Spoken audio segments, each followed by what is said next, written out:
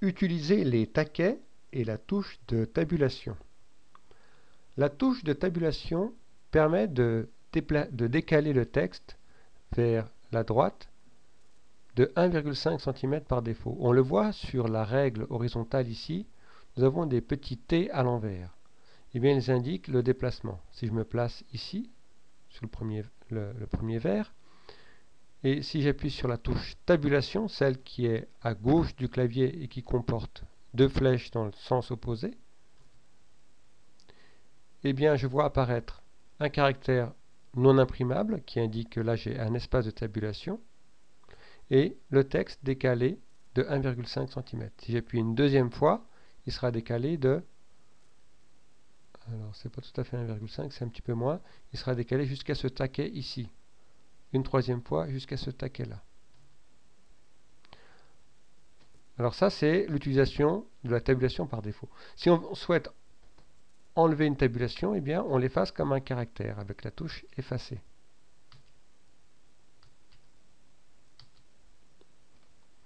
Alors ça peut être fastidieux de devoir, par exemple si on veut décaler jusqu'ici, de devoir cliquer 5 ou 6 fois sur la touche, de presser la touche tabulation 5 ou 6 fois.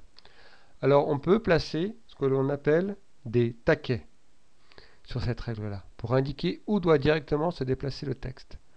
Alors le taquet, ici, on voit ici l'indicateur de taquet qui nous indique qu'on peut tabuler et aligner à gauche. Donc nous on va placer par exemple notre texte pour qu'il soit ici. Donc là est apparu ce symbole, espèce de L, le même qui était là. Et remarquez que tous les autres petits taquets qu'il y avait là ont disparu. Donc si j'appuie sur tabulation, j'ai un décalage direct jusqu'ici. Alors bien sûr c'est un caractère non imprimable, parenthèse, hein, si je désactive l'affichage des caractères non imprimables, il disparaît.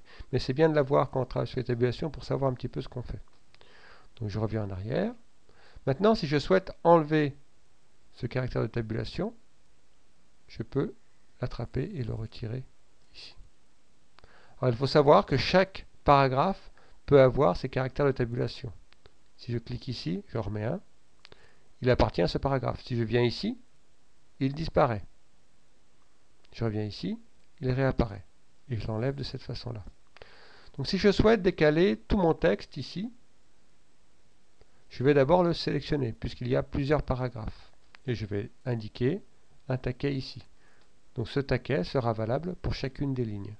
En me plaçant en début de chacune de ces lignes, je peux donc déplacer mon texte de cette façon-là.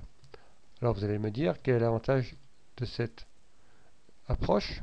Eh bien, cela permet, lorsque l'on a donc déplacé l'ensemble des taquets, de resélectionner notre texte et finalement, si on trouve que le positionnement n'est pas très bon, on le veut un peu plus à droite, de déplacer de cette façon-là. Ou bien, c'est trop important, c'est pas assez centré par rapport au titre, par exemple, un peu plus à gauche, un peu plus à droite, etc. Donc c'est relativement souple pour régler l'alignement du texte. Alors ça, c'était un taquet qui indique un alignement à gauche. Alors il y a des réglages plus fins, on va voir. On sélectionne à nouveau, on va dans Format, Paragraphe.